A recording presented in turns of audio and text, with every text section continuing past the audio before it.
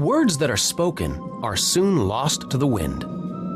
But if you were to write those words down, then they have some permanence. Writing is a way to put thoughts and ideas into physical form. When you write something down, it lasts for anyone to read. It is the writing of ancient peoples that give historians the best picture of the thoughts and ideas of these people who lived so long ago. As the concept of writing developed, it served to record ways of life and express ideas and thoughts. The ancient Mesopotamians didn't have paper to write on, so they mixed certain minerals with water to make clay, which they put into molds. When the clay was soft, they could write on it. Then the clay was baked in ovens, turning it hard and making the writing permanent. The marks made on these tablets were made by nails or wedges, or cuneus in Latin. So this type of writing was called cuneiform.